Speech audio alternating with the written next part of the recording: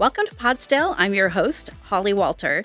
Today we're talking heat relief. As temperatures climb, it's important to remember that heat can be deadly, which is why we want residents to know how they can find shelter from the heat and how they can help others who might be vulnerable.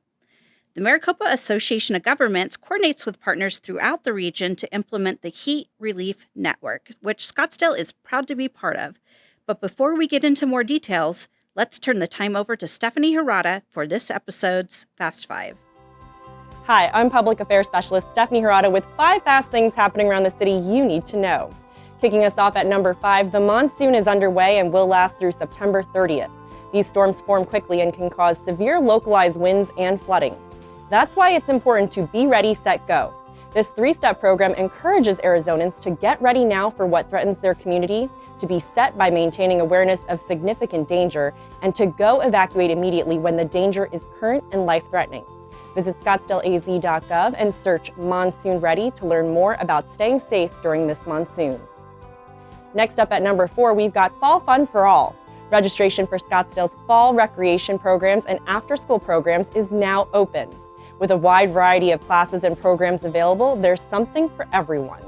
To find out more or register for these amazing programs, visit ScottsdaleAZ.gov and search after-school or recreation classes.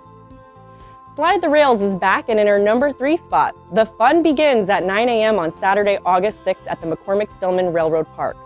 This wet and wild event is the perfect way to end summer and slide into the new school year. A variety of inflatable slides and obstacle courses will be available for all ages, including a new bubble foam pit. Wristbands are $10 and go on sale on August 1st. To learn more, visit therailroadpark.com and click on Events. In our number 2 spot, Scottsdale was featured on KJAZ's Every Last Drop series. Scottsdale was the first Valley community to officially declare a drought. Scottsdale Water made the call in summer 2021, shortly after the federal government announced Colorado River states would soon be facing water cuts. The article interviewed Scottsdale employees to discuss how the city's drought plan has already helped to reduce our water footprint. Read the full article at kjzz.org and search Scottsdale Water. Finishing off our list at number 1, Pinball Wizard has found a home at the Scottsdale Waterfront Splash Pad. Scottsdale Public Art worked with artist Annette Coleman to design and install the mosaic artwork. The piece includes a concrete wall and bench with 30 mosaic spheres and domes of various sizes. The glass is cut into random shapes and in a variety of colors that dance with light in any weather. To learn more about the piece and view photos, visit scottsdalepublicart.org and search Pinball Wizard. And that's our Fast 5 for this episode of Podsdale. Got something for a future Fast 5? Tell us by emailing communications@scottsdaleaz.gov. I'll turn it back over to you. Holly? Thanks, Stephanie. Okay, so we're here to talk about Scottsdale's involvement in the Heat Relief Network. Partners can join the network as a cooling center, which is an indoor and air-conditioned building where people can get out of the heat and cool down, as a hydration station, an indoor or outdoor location that provides water, or by collecting donations for network partners. Here with me today are Andy Passmonick and Ray Gomez. Thank you for joining me. You're welcome. Our Good to be pleasure. here. Okay, so you both work at Vista Del Camino Community Center, which is where we provide a variety of services to Scottsdale residents to prevent homelessness, meet the basic needs of individuals and families in crisis, relieve economic and emotional stress, and assist individuals to maintain self-sufficiency. That's a lot. It is a lot. Before we begin talking about our city's involvement with the Heat Relief Network, can you share a bit about yourselves with our listeners? I'll start with you, Andy. Yeah, again, I'm Andy Passmonick. I'm the Recreation Coordinator at Vista Del Camino Community Center. I've been with the city just short of 25 years now, all but 6 months of that in Parks and Recreation. I've been with community centers and youth development and sports and tennis. I am now at Human Services at Vista Del Camino. I've been there about 6 months, and I love it there. Wonderful. And what do you do there? What's your primary job duty? So the food bank manager is the primary duty of what I have, but the operations of the facility itself and the recreation portion, we do have a park with lots of amenities and the reservations. So it's kind of twofold, but obviously the food bank is the bulk of our business. Yes, there's a lot of things happening at Vista, a lot of moving parts. So I'll turn it over to you, Ray. How about yourself? Hello, yes. I've been with the city for about 13 years now. Going to be 14 in February 23. And I started off at McCormick Stillman Railroad Park. I loved it there. I loved meeting the celebrities, but I just wanted to expand my career in the city, so I moved on over to Vista Del Camino. I used to go there as a kid when it was a community center and work my way up to the food bank, and here I am. Fantastic. One thing I love about community services is it does seem like employees have the opportunity to move around in their career and experience different areas of the city in those jobs. They do, yes. Now, let's get into today's subject, our efforts to prevent heat-related deaths. In fact, we're recording this episode. We're right in the midst of an excessive heat warning this week. And some numbers I pulled up before this interview, according to the Centers for Disease Control and Prevention, heat was a contributing factor in more than 1,500 U.S. deaths in 2021, which was a huge jump from the last recorded number of just over 1,000 in 2018. And here in Arizona, we have nearly 2,000 people visit emergency rooms because of heat-related illnesses, which is what we're trying to prevent here. How did our participation with the Heat Relief Network begin, and what is our involvement? Well, the Heat Relief Network is a regional partnership with the Maricopa Association of Governments, and it's called MAG. And organizations, faith-based organizations, municipalities, nonprofits, they can get involved by going to the MAG website and signing up to become a location. And as you said earlier, you can be a hydration station, you can be a cooling center, or you could be a donation site. Vista Del Camino has been involved for quite a while. The two libraries, Mustang Library and Civic Center Library, are also involved in the network. They are not donation sites, Vista Del Camino is, and we provide the water to those sites to ensure that they have the water to meet that vulnerable population. Oh, that's incredible. So there are 3 different things you can do as part of this network, and it sounds like as the city, we're doing all 3. Are we offering the heat relief centers as well? Yeah, so Vista Del Camino is all 3. So we are a hydration station where anybody can come off the street, especially, like I said, the people experiencing homelessness or those using public transportation can walk into Vista Del Camino Center. They could ask for a bottle of water. They can get some heat refuge just sitting in the facility and cool off for a little bit. And we do take donations of water. Whereas the libraries, they are just a hydration station. You can go in and grab a bottle of water. Nice. So Ray, what is your role at Vista in terms of working on this project? Well, the program has been with Vista for about 5+ years. And as a recreation leader, I would rove the park and hand out bottled waters to every patron I would pass by. And it was one of my favorite things to do because a lot of people thought they were in trouble, but roll down my window, hey, would you like a bottle of water? And their face was priceless. They'll just brighten up and say, yes, I would love a bottle of water. You could live in Arizona your whole life, but this heat will always catch up to you. Yes. So that was one of the great things about handing out water to the patrons of the park. That's really great. So we don't have to wait for someone to come into Vista. We actually go out and check on people and make sure they're doing okay and hand out the water throughout that area. Yes. Great. Now I'm guessing we are especially concerned with vulnerable populations like those experiencing homelessness and older adults on fixed income who can't afford to turn on their air conditioning. Even those in good physical shape, as you were mentioning, Ray, or you've grown up in Arizona, you can die in the heat.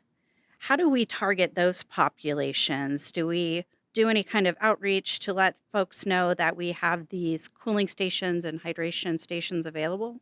We are promoting on our website and on the MAG website. We have signage throughout the city at the facilities. The hydration stations and the network runs May 1st through September 30th each year. The talk is next year to increase it by 15 days on either end, go Okay. April 15th through October 15th. We are part of a network. You can go online and check out those sites. The MAG does map those sites, so you get a pretty good interactive map online where you can see what station and what they provide. I'm guessing those who are in the area, a lot of it is word of mouth too, Yes. right? Someone finds out that they can cool off from the heat or get a bottle of water and let others know that we have this service available to them. Definitely. There has been times where I would pass out a bottle of water to a patron, and that same person will come to Vista donating another packet of water. Oh, which that's is nice. great. So paying it forward. Right. So, in your experiences through this program, and I know obviously there's a level of privacy involved with the clients we work with, but what are some of the circumstances or things that you've seen? And, what kind of people need this type of help?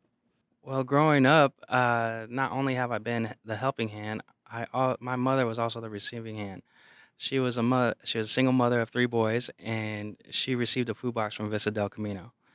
And when she brought that box home, and to see her face and how big of a relief it gave her, and it was, I'm sorry, I'm getting choked up just thinking about it right now, but it goes a long way for a family.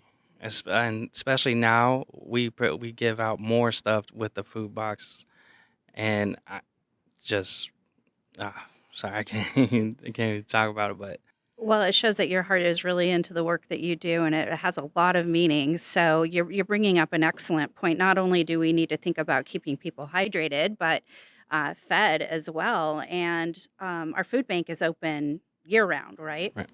And how does it work for someone to receive those services? We had to be a Scottsdale resident, and you would make an appointment with our front desk, who are great at answering the phones, and it will go on from there. Really, Hmm. there's not a lot more. There's not a lot of requirements to receive a food box, but the one most important, you have to be a Scottsdale resident. Okay, And you get that food box, you can get one every 30 days. great. Okay. And we will give you a box, which is about 40 pounds of canned items and prepackaged items. And we'll also give you produce if we have it, if we're able to get that donated, milk and eggs if it's available, pet food if you have pets, bread. So we operate on donations mostly, Okay. and we're part of a grocery relief program. So we have multiple grocery stores within Scottsdale that we visit daily and pick up donations of items that are soon to be expiring. Okay. That's great. A great way to make sure that those items don't go to waste. Absolutely. Now, you mentioned the donations. How can someone help with either the hydration stations or with the food bank? Well, we're open 9 to 5 on Monday through Friday, and we have plenty of food bank signage, or even if you would like to do a food drive yourself, we provide signage and a wish list and even a food bin. So we will pick up and exchange if it's a lot. And you can visit our website at ScottsdaleAZ.gov and search Vista Del Camino or Food Bank Okay. to see our website and to get the Okay. information. And like Ray said, we are open Monday through Fridays from 9 to 5. And we do quite a bit of drives. If you want to do a drive, we'll get in contact with you and provide you with a bin. If you want to just drop by the food bank and provide a donation, whether it's in food or cash or check, we'll accept that. So reaching our website or coming to the facility is the best way. I imagine there were several challenges you had to have faced during the pandemic when a lot of things were shut down, and I'm sure families were experiencing those challenges as well. How did you work through distributing food and doing those types of things during COVID-19? A lot of it was food drives. Okay. Yes, because we would buy bulk canned goods from the grocery stores, and a lot of them stopped because of the shortage. We got the word out, and a lot of people in the community contributed, and it was great. Nothing changed.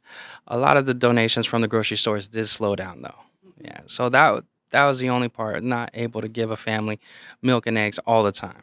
Right. But the canned goods did not change at all. Great, and kept it going. Yeah. How does it work with volunteers? Do you have volunteers at Vista? Yes, we do. Okay. We have 2 volunteers right now. Yeah, we were obviously without volunteers for about 2 years during the COVID lockdown, and we were just able to bring volunteers back. We're limited to the number we could have. We have 2 right now, but we're working on getting a few more. So their help is quite beneficial to us, and we're able to increase the number of food boxes that we can distribute in a month with their help. Great. And how many families do you estimate are served each month with the food boxes? Do we have a number?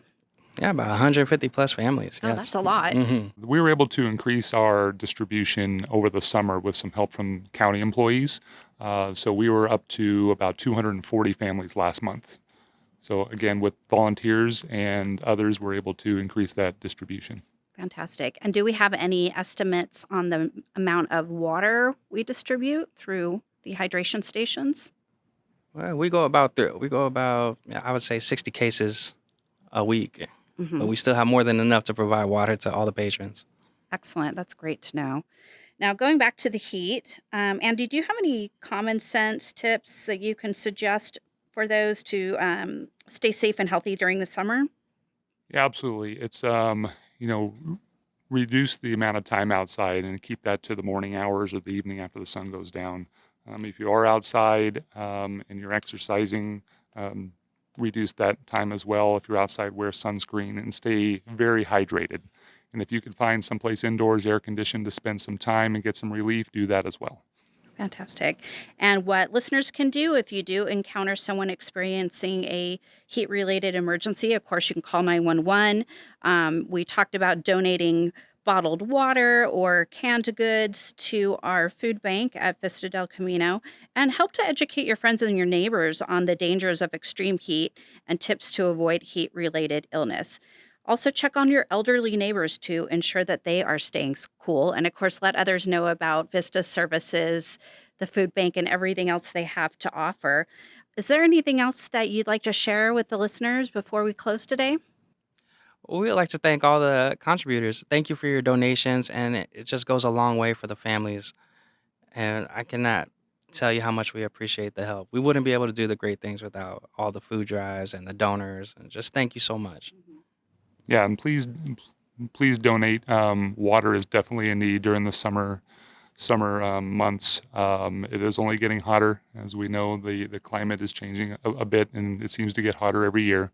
So, as I said earlier, they're going to expand that heat relief network a little bit next year as well. So we appreciate all the donations we can get.